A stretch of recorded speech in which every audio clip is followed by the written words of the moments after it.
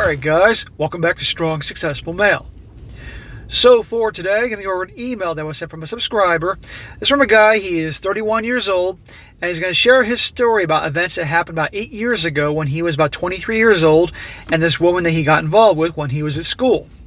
You're going to see in this story, guys, real quick, that to put it mildly, she was completely nuts. And that's putting it mildly. And you're going to see here, guys, the age-old lesson of not putting your D in crazy. I couldn't be any more clear about that. I've mentioned it before in other videos, and this is a perfect story. So this is a really good one for you young guys out there that are just starting off in life, dating, hooking up and all that, or you guys that are older that haven't learned your lesson, why you avoid the crazy girls, okay? There is a reason for that. And you're going to see here, guys, all the BS that he puts up with and all the turmoil and drama she brings in his life. And you're going to and why do you think he keeps putting up with it? Aside from the fact that he obviously doesn't think too highly of himself, and he is, in his own word, was very blue pill and beta back then, because he was obsessed with the P. Because the P was that great. And therefore, he kept putting up with it. And you're going to see also, not just turmoil and drama brought in his life, but actually some real repercussions that almost happened to him. But in the end, this guy does learn his lesson. He's doing all right now. But this is a very important thing about that, about red flags, about crazy gals, about listening to other people, how they'll see the legal system is in favor of the gals instead of us. And by the way, I might also mention, this guy also had a lot of people telling him don't get involved with her. In particular, an ex-boyfriend who said she's nuts. She's going to bring all this mayhem to your life. Do you think he listened? Nope. So you guys kick back. You're going to enjoy this story. There's going to be a lot of times in this story, I'm telling you right now, that you're going to want to just smack this guy, his younger self. But he had the guts to email me his story, knowing darn well how I was going to react to some of this. So you guys will find this pretty funny to listen to. So it starts off, he says, greetings SSM from Detroit, and thank you for enlightening so many folks. I have a story you might be interested in, type below. It's a bit longer than I anticipated, so if you need me to trim it down, let me know. Well, story's fine, bro. He says, about 8 years ago, when I was 23-year-old beta and about 82% blue-pilled, I met a real gem of a human being.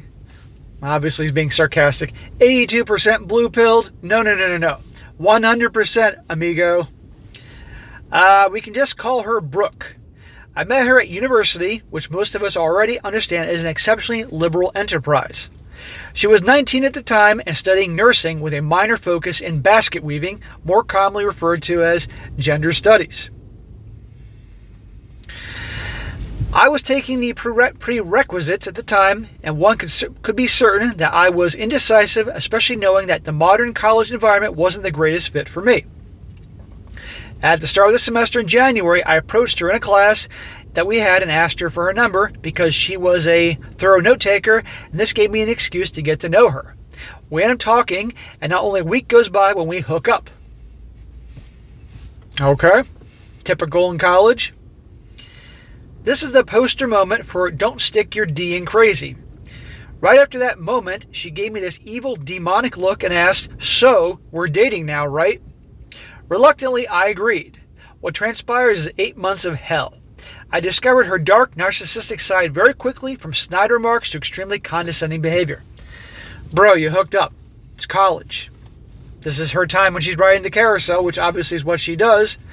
You have to date her, get in a relationship with her. But she scared the shit out of you with her demonic look as you described it.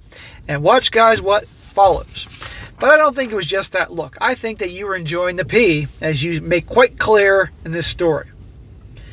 A few weeks since we began dating, a close friend of mine ran into her ex-boyfriend at a punk show. I knew of her ex at the time, as we were all in the punk scene at that one point. He's a good dude. He found out through social media that Brooke and I were dating, and warned my friend that B is bad news, and that it would be in my best interest to avoid her. When the message was relayed to me, I definitely gave it some thought and trusted his word. Unfortunately, I did not immediately follow through with the advice. So one can understand if an ex-boyfriend was saying the girl's trouble, you might think that, oh, he is jealous or something like that. But if this guy was already familiar with this guy and knew his character, then I'd tell him everything. If someone's telling you flat out, this girl's trouble, problem is, this guy's 23, he's young, blue-pilled, naive, and he's obsessed with the P. Well, look what that obsession brings him. Relations became progressively more toxic and unsettling in the months to come. Imagine that. Correct me if I'm wrong, but didn't the boyfriend warn him about that? Smack. Bonehead. B would often transition from the sweetest person in the room to the devil herself during closed doors. This dynamic was consistent through the relationship. Then why the hell are you with her, dude? She scared the bejesus out of you after you hooked up that one time with her demon eyes. Your boyfriend told you she was trouble. You said condescending and all this other stuff. Mood swings. You can't tell me you can't get another girl that you want to hook up with. Or more importantly, you're 23. You should be focusing on your purpose, not wasting your time with one of these crazy broads. She'd make comments to me such as, I've done more with my life at 19 than you've done at 23, and berate me for my part-time job working as a gas station attendant, despite the fact that I was attending college just like she was. She would antagonize me to start an altercation with one of her exes on campus, talk about how much she admires some other random dude, and on top of it reveals that she has other tendencies and occasionally dabbles into risky drugs such as opioids. Again, what a catch. What a great girl. What a great girl to bring home to mom and dad. What the hell's the matter with you? Why are you with her?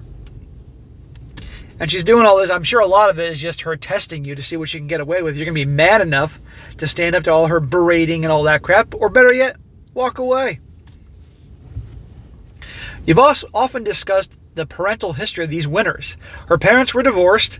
There's a surprise. The father was physically and mentally abusive and numerous affairs were involved. The mother was very aged due to heavy drug use and constantly working different low-end jobs. Based on the stories B would tell me, her father sounded like a textbook sociopath and wasn't a positive influence in her life. Her mother was no saint either, although they had a love-hate relationship. I never had the chance to meet the father, however. Well, granted that she's nuts and you can't probably believe anything she says, for some reason I would believe that part. And if you met her mom, you can tell she was nuts. But remember, guys, I tell you, for you relationship guys, this is why you date girls for a long time.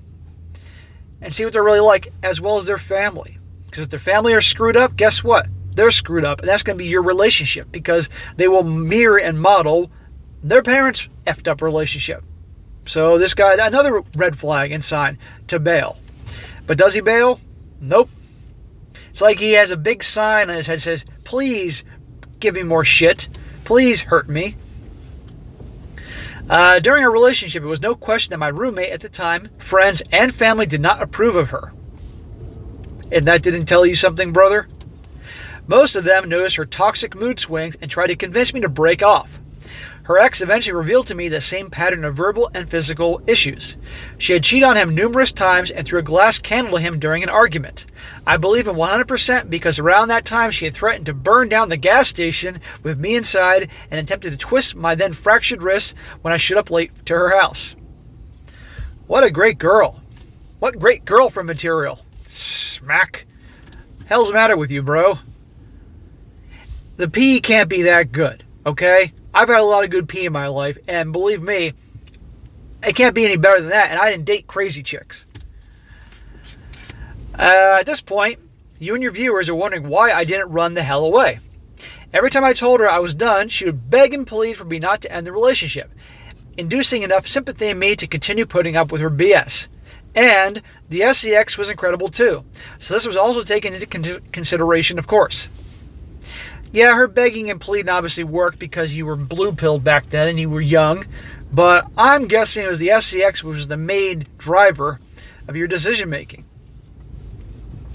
In June, I got in a retail job with plenty of available overtime and making a few more dollars an hour. No prize of a job, but certainly better than being stuck in a box peddling gas for minimum wage. Once I officially had gotten the job, B started expecting me to pay for her school textbooks. She could pay for her own damn textbooks. You're not a husband. You're not her benefactor. She told me that her future was certain and she'd be a successful nurse. This crazy wacko is a nurse? How many stories have I done, guys, about crazy nurses? Making a great salary and I can be a stay-at-home dad. That comment certainly made me cringe. She wanted me to help invest in her future because apparently mine was worthless to her. More tests to see if you would actually go along with this idea and finance her. I tell you guys all the time, don't give women money. Ever. On a positive note, she told me that if we got married, that I should take her last name, and I responded by telling her to go F herself. Hallelujah, finally grew a pair for a moment. Now, if you're in a relationship with a girl where you actually have to say go F yourself because of things she said, what does that say about the state of the relationship, right? I'm glad you had some balls for a moment. Take your last name. She is testing you to see. She already can tell you'll put up with so much shit, and she's just testing more and more. Okay, if we get married, you can be a stay-at-home dad. Or if we get married, you can take my last name. Let's see if he goes along with this. She also mentioned that she'd been getting looks from guys and following up that you need to step up your game, which I replied, I don't have to step up shit. Bro, I guarantee she was cheating on you left and right, because this is the same pattern of behavior that her ex described to you to the T. Weeks later, I left her with the key to my apartment because she claimed she was visiting her grandma, and when it turns out, she locked me out of my apartment to visit some people at a hotel and snort heroin. You gave her the key to your apartment, smack. God knows what she could have done, and you would have been blamed for it. I sat in my car pissed off for a couple hours on a 90-degree day waiting for her or my roommate to return. Why don't you contact the landlord for the key, dude? When she showed up and confessed, I yelled at her and made her leave. I stayed distant from her for a couple days until she begged for my return and threatened to swallow an entire bottle of Xanax if I did not come see her. So I fell for the trap. I would like, go right ahead. In fact, here you go. Here's 2 bottles. Knock yourself out. After more of this, I ended our relationship and distanced myself from her for about 1 month. Well, your balls are starting to come back, and I'm glad you ended with her for a month, but it ain't over yet. I know this is long, guys, but this is an important story. Gotta throw these out there every once in a while, these types of stories, to teach guys these things. She had changed medications, including opting out of medication that gave her weight gain. She started teasing me by sending me nude photos to show off her weight loss and overall figure. I eventually caved to go see her. Smack. I did it all for the nookie. After talking to her again, I found out she was also signed up on Seeking Arrangement and found a sugar daddy to support her school expenses. Let her use his Cadillac before she crashed hers while high, and support her and her mother's drug habit. This is a future nurse, I want to point out. I think this guy's good reason to, make some complaints, bring up some issues to the school. I don't know, about the whole nursing thing. I was even more disgusted with her after hearing about this, and I bailed, cutting off all contact from her once again. Good. Around the last time I saw her was mid-September. She had called me out of the blue, crying hysterically and pulling the suicidal ploy. She claimed that her sugar daddy was being mean, and she doesn't get along with her dorm mates. Gee, imagine that. Someone like that not getting along with other people. How hard to believe that? She just wanted to get away and have a place to smoke cigarettes and study. Around this time, I moved into a rental house a few miles from the dorm. I was tired after a long shift at work and reluctantly agreed, after many pleas, to pick her up from the dorm and let her stay at my place for the night. Bad move. Smack. Brother, how much crap do you have to go through to get through your thick skull that this woman is bring nothing but turmoil to your life? Okay, you get to F her on occasion, and she's crazy in bed, as you say, but I'm sure there's others that aren't like this, and you can have a jolly old time within the sack. I sat with her in the garage where it was nice and cool out. There was a chill pad type setup. It didn't take long for her to start berating me and reintroduce her true colors. There you go. Bro, you deserve all this, okay? The first time, shame on them. Second time, First time, shame on you. Second time, shame on them. No, I keep fucking it up. First time, shame on them. Second time, shame on you. Okay, 3 times the charm here. Yeah, nobody should be getting all this crap, okay? But you keep inviting it in over and over and over again. So this is on you. We have accountability here on this channel, in this community. I told her to leave, and she refused. I went to start my car and declared we'd take her back to the dorm so I could end my night peacefully and without her. Quick tip, what I should have done is call non-emergency police and had them escort her out. There's a good idea. Although she could probably then make up stories about you, and we'll get to that in a minute. She kept refusing, and it took a few steps closer to see if so she could see that I was serious about this face and eyes. She then pulls out a knife and waves it in my face. This just keeps getting better and better. What did I tell you in the beginning about keep your D out of crazy? It's not worth it. Out of fight or flight response, I grabbed her arm to shake the knife out of her hand. She responded by furiously threatening my life, including telling me that she's going to get her sugar daddy to come and off me. And a comment that brought out her true racism, which was, do you know how many N-words want to F me? I could have easily had one over to beat you senseless with a snap of a finger, she says.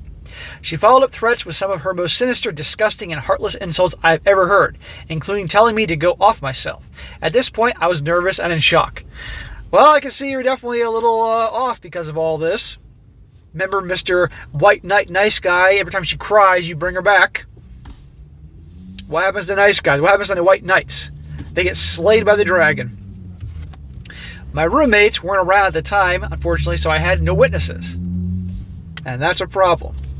I basically stayed up all night thinking, what the hell just happened? In the morning, I took her to the dorm and dropped her off. Why didn't you kick her out that night? I let my roommates know what happened, and they were very supportive, along with friends. I blocked her number, email, and blocked her off the social media platforms we were both on. I got some advice from an older, wiser friend who urged me to file a police report and get a restraining order against her to cover my butt and make it legally impossible to reconcile or communicate with her any further. You need to be banned from all social media and all that stuff so you couldn't talk to her because you can't be trusted, my man. At least you at that age. Here is where the Title IX nightmare begins. A few months went by and she was gone from the realm of my mind. I became a much happier, more centered person until I get an encrypted email from the school in early December. It was a request from the Title IX hearing between me and myself regarding accusations from her based on the idea that I was the abuser during the September night. Yeah, of course she's back with that.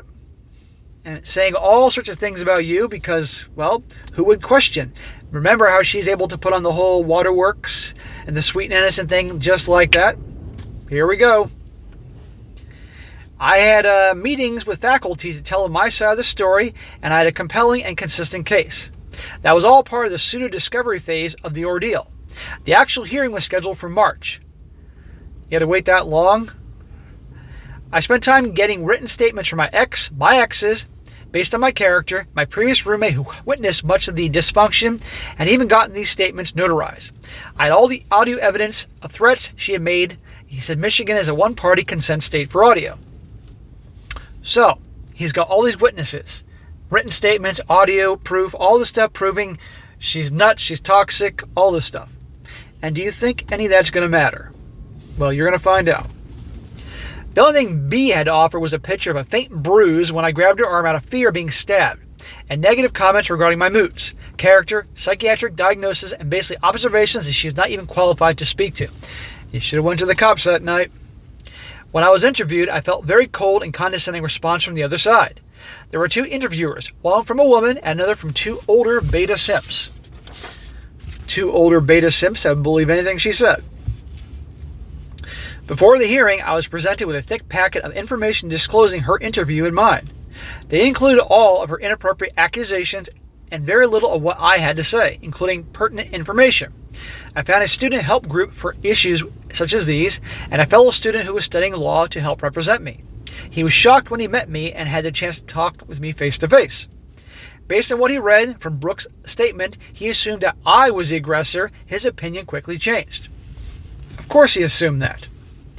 Between the interviews and the hearing, I decided to make an impromptu New Year's drive to Nashville to hang out for the weekend. But this whole situation was living rent-free in my mind and destroyed any enjoyment I could have had for the trip. The Title IX hearing. I already felt the cold, unwelcoming personalities in the room. There were 3 older beta males, 1 younger girl, early 20s, and a much older beta male who appeared to be homeless. Maybe that guy worked in facilities. Brooke must have blown him or something. This was a while ago, so I don't remember every core detail, but I distinctly remember the cards being stacked against me. There's a shocker.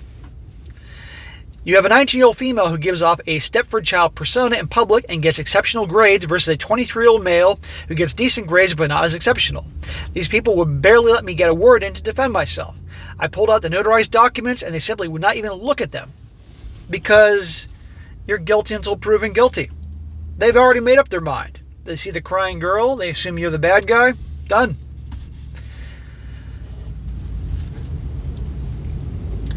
The homeless-looking guy was mean-mugging the entire time, and once he finally spoke, it was a loud, aggressive tone.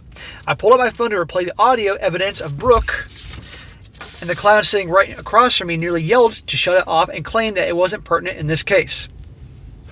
You're not getting a fair hearing. This was an obvious case of gender-based discrimination. I should have identified as a female. Fast forward to the student conduct team final decision email. Go figure, I was found the aggressor. There you go. Deck is stacked against us, guys. We're second-class citizens. These gals can get Oscars for their performances sometimes. This was the worst case scenario, which wasn't even that bad. I would be placed on academic probation for a year and pay $150 to attend a university-hosted anger management course once a week. If there's anybody that should be taking anger management, is his crazy ex. That didn't matter to me, though. I was still pissed about everything. Just for the hell of it, I replied to this email with, this university and the Student Conduct Board will be hearing from my attorney in the next 24 to 48 hours. Thanks, and have a great day. I did not receive a reply and also did not open the last encrypted email that they sent me. I blew it off and figured, worst case, I'll take the plunge, pay the $150, and take the classes if they hound me.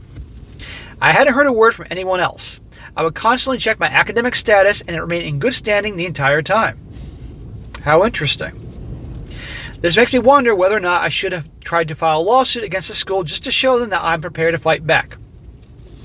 Too bad you didn't have a lawyer in your family. That would have been a lot easier for you to pull that off. Instead, I left it be and moved on, and apparently so did they. A year later, I ended up transferring to a more conservative online school, and in 2019, graduated with a Bachelor's of Information Systems degree. Good. Got back on your purpose. That's what you should have been doing at that age instead of dating wackos like this. Within a few months of graduating, I landed a high-paying salary, equal or greater than the average nursing salary, with great benefits. A year forward, I bought my first home, got a nice raise, built a financial nest egg, and ended up in great relationship with someone I love, that I mutually love and respect. I certainly don't put up any crazy BS anymore. Good. Good for you. If it took all that crap for you to finally wake up, and obviously you woke up because you follow my work and watch my channel and all that, okay, fine. We all have experiences in our lives, guys, that brought us to where we are now. All you guys watching this are in varying stages of development, if you will, of learning reality versus what is brainwashing the masses in the movies and TV and commercials and all that, and our society in general.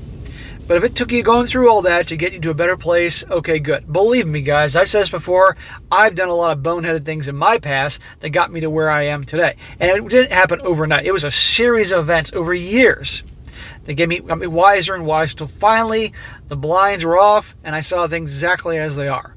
I could do a 10-part video series, all the boneheaded things I did when I was younger and the process of learning everything I have.